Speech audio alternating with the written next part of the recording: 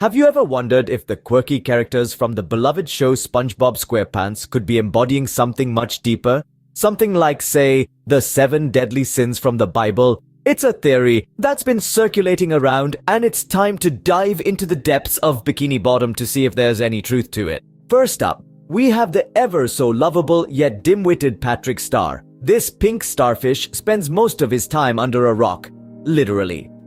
With his laid-back attitude and love for doing absolutely nothing, Patrick Star perfectly embodies the sin of sloth.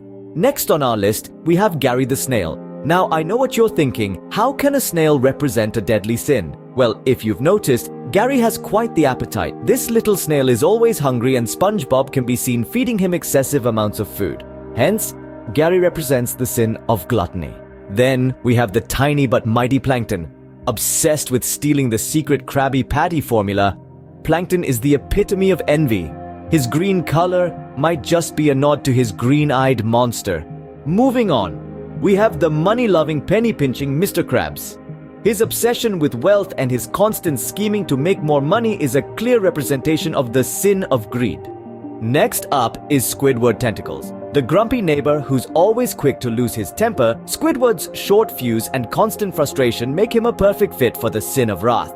Then we have Sandy Cheeks, the squirrel from Texas, who's proud of her intelligence and athleticism. Her pride in her achievements and abilities aligns her with the sin of pride. Lastly, we have the main character himself, SpongeBob SquarePants. Always eager and full of desire to do well and please others, SpongeBob represents the sin of lust. To sum it up, each character in SpongeBob SquarePants, from the ever-so-happy SpongeBob to the grumpy Squidward, represents one of the 7 deadly sins. This theory adds a new layer of depth to the show and gives us a different perspective on these beloved characters. Remember, this is just a theory and not confirmed by the show's creators, but it's always fun to look at things from a different angle. So, next time you watch SpongeBob SquarePants, keep this theory in mind and see if the characters' actions align with their supposed sins. It might just change the way you see Bikini Bottom.